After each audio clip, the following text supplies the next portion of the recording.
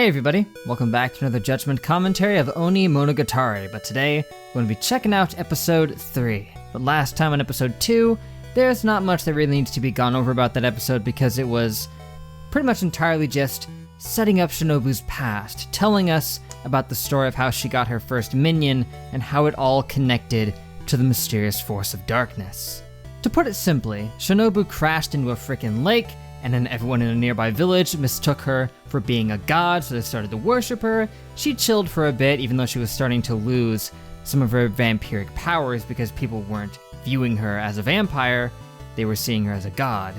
And if she had stayed there for too long, who knows what might have happened, but eventually her first minion showed up, or at least the guy who would end up becoming her first minion, and the dude at the time was apparently that era's version of some kind of a vampire hunter. He was someone who hunted down and took out evil apparitions. Now, he wasn't showing up there to kill her, like one might expect. Instead, he was just checking her out because he didn't know she was a vampire or a monster or anything like that. Everyone nearby thought she was a god, so he just came to scope her out, see if everything was cool. She just got to sit back, be pampered, and just, chill. That was until the Force of Darkness showed up and just started absorbing everyone in the nearby area. Anybody who apparently knew about Shinobu was getting eaten by that thing because there was like a radius where people were being affected and everything outside it was just fine. Once she realized that literally everybody around her was gone, she decided to investigate, where she was then attacked by the Force of Darkness, and she lost like 3/4 of her body to that friggin' thing, so it's no joke. But even still, she fared better than that one dude because he lost nearly everything. All he had left was his hand and his wrist, which he only still had because when Shinobu jumped away, she happened to be holding on to it. And thus led to her gaining her first minion, because for the first time ever, she was going to drink blood not for sustenance, but in order to have a minion to keep someone alive. She drank the blood right out of what was left of him, and I guess in doing so, it brought him back to life and he regrew the rest of his body.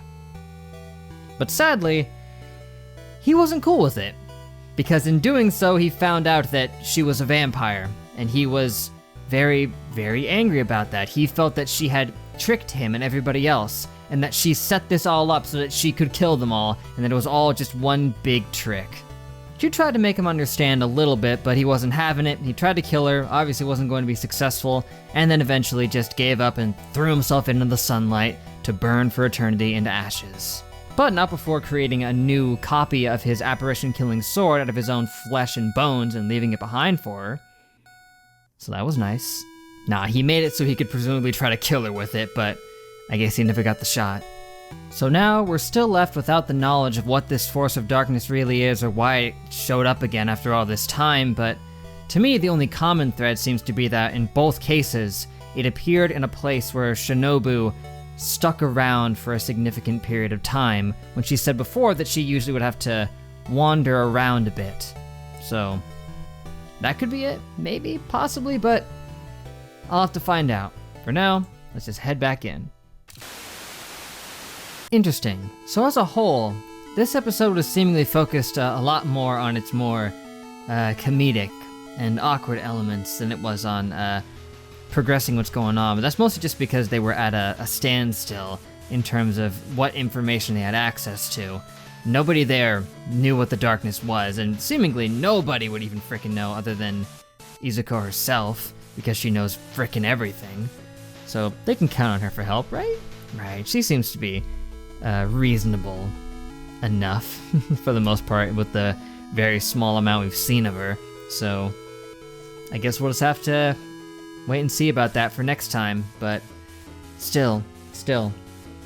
Like I said, the big thing to worry about is Shinobu, because apparently the darkness had turned into a big old hand, just crept right over the shadow, separating them. She's not dead, but I guess she's just been left behind, weakened, and not absorbed by the darkness. It just didn't take her. Weird. Still, I guess that just means it doesn't want anything to do with her right now. I mean, it seemed, if anything, to be mostly going after Mayoi for some reason. It seemed to target her directly twice. And I would say maybe she's been absorbed by the thing but isn't dead, but that seems unlikely. I mean, it literally, like, just vaporized anything it touched. It took out 3/4 of her body before, so I imagine if it got all of her, I think it's fair to assume you wouldn't end up well after that. The darkness is fittingly one of the most enigmatic things we've seen yet. Maybe even slightly more so than Ogi, just because we just don't know much of anything about this frickin' thing. It's like, it just shows up, and then it eats people. And also here, this time it turned into a hand. We didn't see it do that before. I'm trying to think outside the box to maybe get a clue about this thing, but it's tough. Because none of them have any idea. It's just, it's not even an apparition. It's some kind of just darkness. It's like some just kind of antimatter portal. Although it only seems to go after... It's like some kind of antimatter portal or something.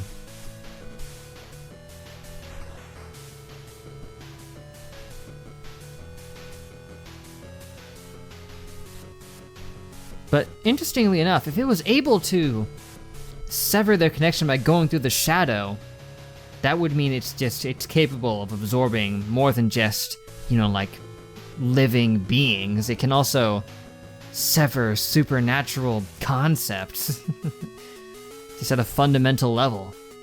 That's weird. Don't know what to make of that, but for now, I think I'm drained on story things to note. So otherwise, it was a good episode.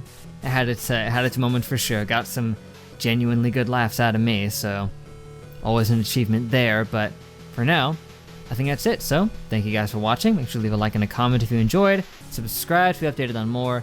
That would be great. Next time is episode 4, the last one of Onimonogatari.